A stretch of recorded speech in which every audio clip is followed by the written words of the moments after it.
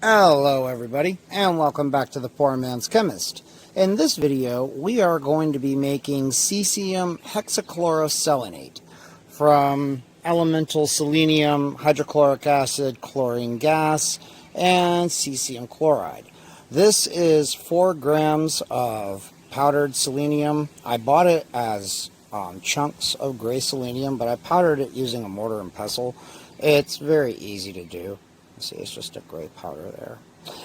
So we're going to take this 4 grams of selenium, and we are going to add it into our graduated cylinder here, like so, after I take this out of it. Hello. Okay, now we need to add 50 mils of concentrated HCl to this, so I'm going to do that.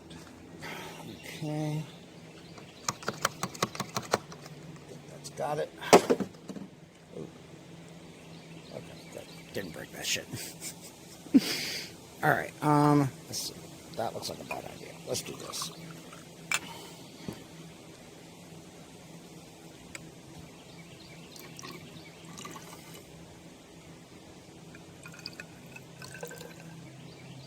Whoa. Close enough. It's off by a mil or two. We're not going to stress over it. It'll be fine. Okay. Put the hose from our chlorine generator into there. Stir that up. Very good. Alright. Now, our trusty chlorine generator over here is the same thing we always use. It's a powdered trichloroisocyanuric acid, and we're going to use some HCl. I'll drip it into there from an addition funnel, and that will generate our gas. That will come from there, down this hose here, over here, and bubble through our solution. Since I'm running low on trichloroisocyanuric acid, I really hope that this is enough. I don't expect this to be terribly difficult. I think this is going to be very much like when I did the lead, although maybe even a little bit easier. I hope. So anyway, here we go.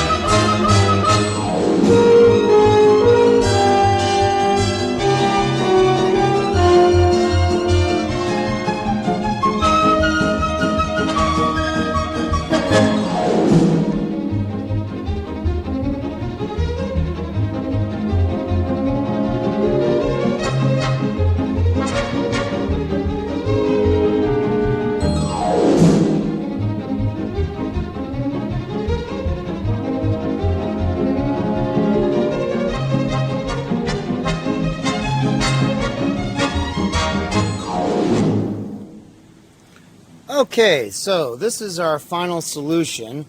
It increased in volume a little bit. That's not terribly unusual. But there were some surprises along the way with this. So the textbook says that as the chlorine bubbles through this, it will convert the selenium dichloride, which is a dark brown sludge, into what they described as a brownish yellow or yellowish brown liquid. I can't remember which it was. I mean, I guess you could call this yellowish brown. Looks kind of yellowish to me. Or brownish yellow, whatever. I mean, I guess I can see brownish yellow here. It's not a pure yellow. At any rate, there was another thing that I noticed, that as the chlorine was bubbling through this stuff, I had to jack up the rate of chlorine production, like I had to do with the ammonium hexachloroselenate in order to get everything to react, but it was giving off a lot of white fumes. And I am concerned, like, did we lose some product? Was that, some kind of, I don't know. Theoretically, all of the selenium is in solution here, so I guess we'll see. So what we can do now is we can precipitate it. Oh, well, we can precipitate out a couple of different salts here. We can do the ammonium salt, but it is more complicated. In order to make the ammonium salt, we have to get a solution of ammonium chloride in a minimal amount of water, cool it down to 0 degrees C, add our stuff to it, and bubble anhydrous HCl gas through that in order to produce ammonium hexachloroselenate. I chose the cesium salt because the textbook says that the rubidium and cesium salts can be made at room temperature using the same method that was used to produce the potassium salt. The potassium salt, I think, requires cooling, but these don't. However, I wasn't 100% sure on whether or not I could dissolve cesium chloride in straight conch HCl, so I dissolved it in a very small amount of water, and then I added a lot of HCl to it. So we are going to see if it works, where because of the large amount of cesium chloride that would have been stoichiometric, we're only going to try half of it first anyways. If it goes south, I've got the stuff over here to go ahead and throw together an HCl generator real quick. That's not terribly hard. You can just drip concentrated sulfuric acid onto sodium chloride and that'll do it. But hopefully, everything works out here. So, moment of truth, I guess. All right. Oh, shit. Okay, well, helps if I'm not kicking the camera all over the place. Actually, let's zoom out a little bit here at first.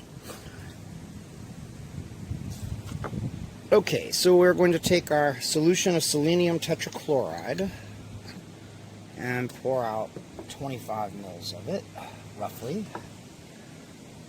Sorry, I know you guys can't see that. I apologize. I have to be able to pour this safely, though. Okay, we are getting all manners of white fumes off this shit. Okie doke. Alright, people. Moment of truth. Did it have to be in conch HCl, or is about half conch gonna cut it? It looks like it did indeed cut it. Marvelous. Alright, a bright yellow compound. That's what we're supposed to get. Groovy. Awesome. This stuff is stupidly sensitive to moisture, according to the textbook. For us to try to dry this out would require all manners of special stuff. The textbook says you can dry it out using the same manner that they used to dry, I think it was, what the fuck was it?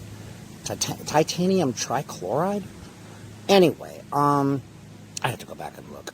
But, yeah. So suffice to say, we're not going to mess with all of that. I am just going to bottle this stuff under the solution that it was made in, and hopefully that will keep it happy. I can already see a little bit of white fumes where this stuff looks like it might even be breaking down already. So apparently it is incredibly sensitive to moisture. So I'm going to get this shit bottled up, and I'll be right back before it all disappears. Okay, well, I can report one thing. This stuff has one hell of a smell. I don't know that breathing too much of it is really a great thing. Okay, backyard science, brother. Got you some. Oh. Okay, well, that was the male dude. Okay, well, this stuff looks like it's held together fairly well in the short amount of time I left it there. I don't know. Whatever.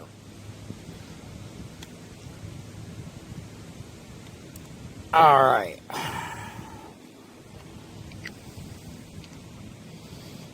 Well, shit. I guess I've got a third one. Okay, well, one for my collection, one for Backyard Science 2000, who sent me the cesium chloride. Token of my appreciation, and a third one for I don't know what.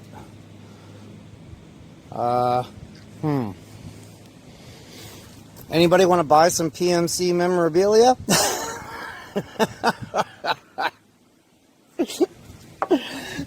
Okay, so let's see what happens when water hits this shit. Let's just see. Maybe it'll be something kind of cool and dramatic and fumey. And, oh, well, okay. It disappears. It breaks down into cesium chloride, HCl, and I think selenic acid. So, whee! That was cool. Neat. Damn. That seems kind of short, though, right? Well, now I'm thinking maybe we should go for the ammonium salt. I mean, clearly, our solution of selenium tetrachloride is in good shape.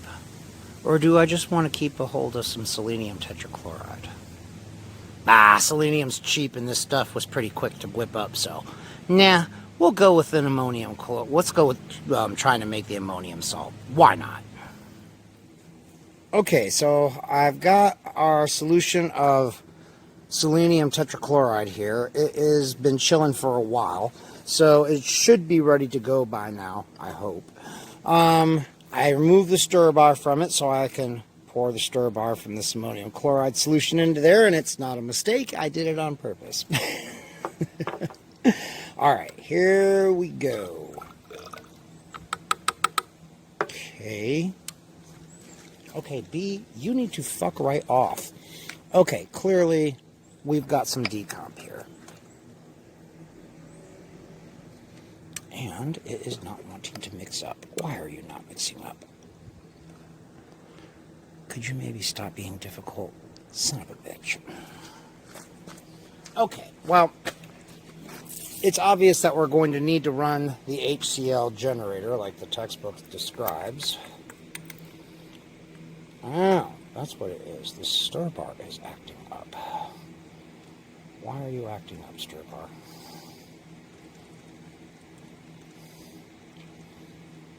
Okay. Yes, it helps if you mix the solutions and not keep them as two fucking layers.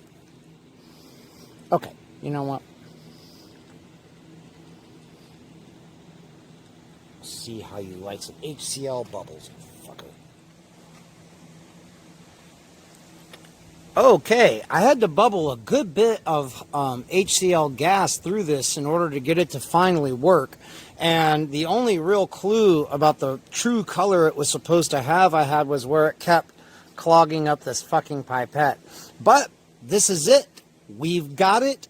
I am gonna go put this shit in a bottle. I'll come back and we will wrap this up. Okay, everybody, there they are, our two final products. I have some concerns about this cesium one here, just because it's a bit paler than the ammonium salt.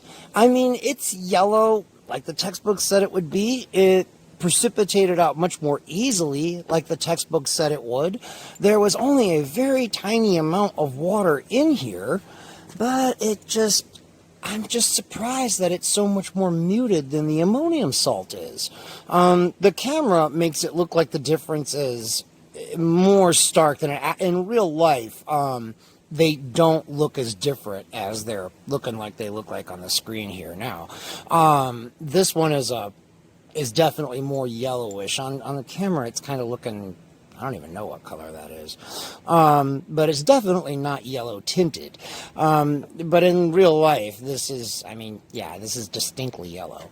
But this is a much more vivid yellow. So, I don't know. For all I know, everything worked perfectly. The ammonium salt absolutely did. And I am very, very pleased with this because, I mean, that was the one that was more difficult to prepare. So, and I mean, and the fact that I got a beautiful, vivid yellow solid, you know, exactly like the textbook says, I am very, very pleased right now. I don't know that it warrants a full-blown chemgasm, but it's not far off, not far off. I didn't expect any real problems. So, you know, I don't know. To get the true full-blown chemgasms, you gotta have to have worked for it harder. I gotta say, man, all things considered, this was a very easy prep. It only took a few hours start to finish. It was very, very straightforward. But yes, I am still very happy with it. So, if you liked that video, give it a thumbs up. And if you didn't, it must suck to be that dead inside. Subscribe, comment, share the video, donate a few bucks if you can. I am really starting to run out of stuff now. And until the next one, y'all, I will see you later. That is really goddamn beautiful, man. I really am happy that worked so well. Yellow Chem good.